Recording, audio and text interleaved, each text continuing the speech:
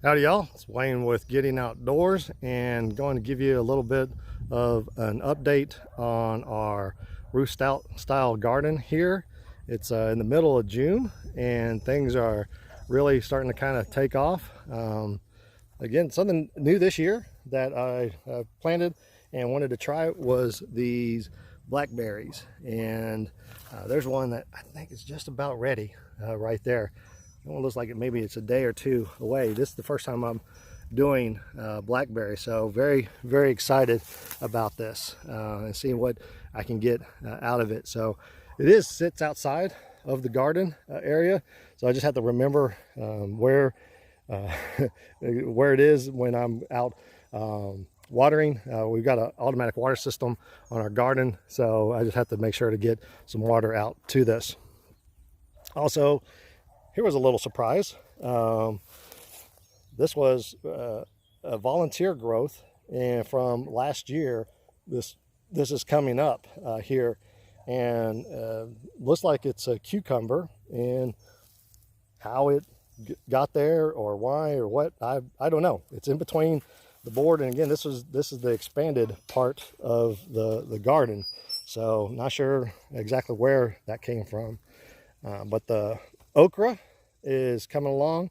It's almost knee high now and starting to put off. We've got some right in here and there. We're getting about 1 or 2 a day. The watermelon, I've got one watermelon here, and then I've got another one sitting by the other okra plant right over here, and it's growing, but no melons so far. I think I see a few little buds on there, and so we'll see what we can get them going. It may need a little bit more water on them out here. Cantaloupe is starting to really come on strong here. I'm counting, there's 1 and 2, 3, 4, 5, 6, 7, 8, so 9. So we've got 9 cantaloupe that are growing here, and there's a lot more flowers going. And we got our tomatoes in here. So the big ones are just now coming on and turning red, starting to get ripe. You see there's a couple there. The cherry tomatoes, we've been picking those for a couple of weeks in here, and these are the Juliet ones here. And then we've got our big beef ones in here. Now there's one in here that I am just dying for it to get ripe. And it's that one right in there, and you can't tell, but that thing is bigger than my fist. And it's a big beef tomato variety, and I am super pumped. There's a couple others on there that are going to be good slicers, make up some good BLTs going there.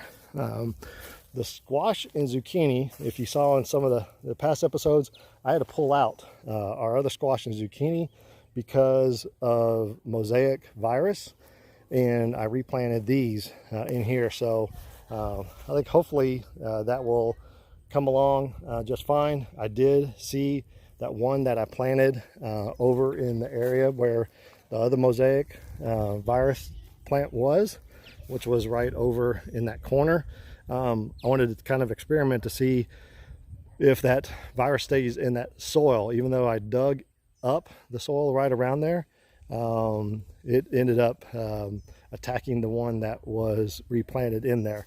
But the other one that I replanted in one of the other spots seems to be doing okay. I don't see any kind of discoloration on the leaves or anything, so those are doing just fine.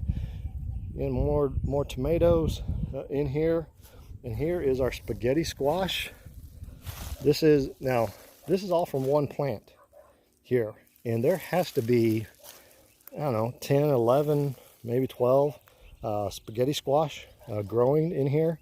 This is the first time that we've ever done a spaghetti squash, and are super excited about it. So stay tuned on how those come out. Our chocolate sprinkles are coming around.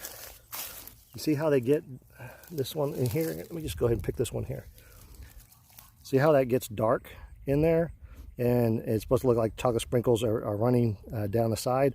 I'll take this one inside and it'll ripen up for us. But these, I really like these chocolate sprinkles because they don't have as much acid, taste to it. So I can eat a whole bunch of those and not irritate the top of your mouth or anything. So we got some big jalapenos coming on right in here. Our bell peppers, again, still struggling. Well, these are sweet peppers. That's a sweet pepper and another sweet pepper. I got a bell pepper over here. Again, this whole area from right in here all the way to the fence is new this year with new soil. So again, that may be part of the problem here. Things aren't growing as fast. Let me show you in comparison what happens here. So I put in those two one squash and one zucchini over there, and see how big they are versus the squash and zucchini that I put right there. And they were planted exact same day out of the same pots that I bought. So you can tell that it's definitely more fertile up here, which, it's been 7 years that I've had this other raised bed. So other thing is our cucumbers starting to make its way almost all the way up to the top of the trellis. We've got our pickling cucumbers in here, and the pickling cucumbers, this past weekend we made 19 quarts of pickles and 16 quarts of pickles and 9 pints of pickles. And so those have, that's gotten us a real good start. Last year we did about 70 quarts, and so it looks like we'll probably do about the same on that for our pickles. These are our big slicing, some straight eights. I think some English cucumbers are in here. Again, they're really starting to grow up through trellises. Again, this is our cattle panel trellis. Let me kind of show you from back here. Remember seeing this. Those will grow all the way up, and we'll have cucumbers hanging down, which is not nice when my little 5-foot short girl tries to come out here and pick. She needs a little help when it gets up there.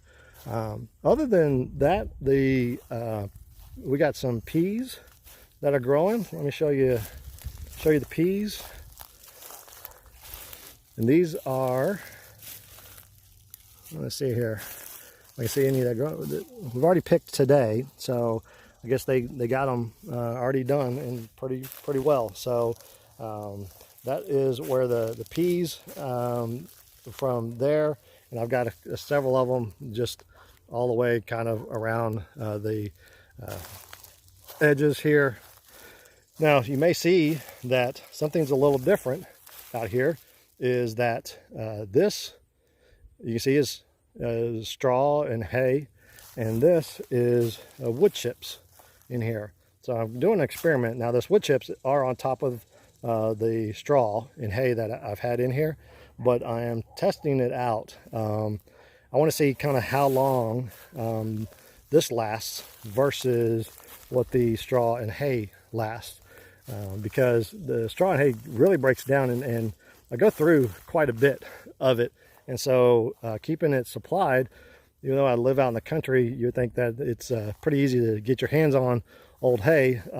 Sometimes it is, and sometimes it's not. Really kind of depends on the farmers and everybody else out here. But what we're trying to do is see if those wood chips will last a little bit longer.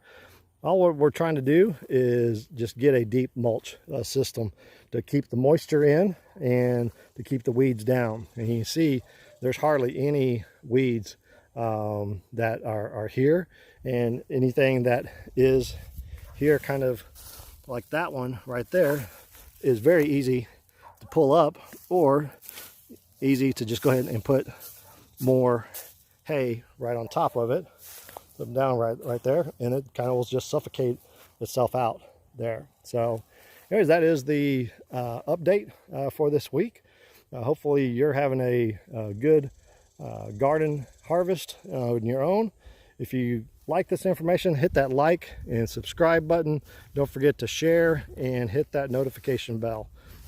Mr. Cow says bye.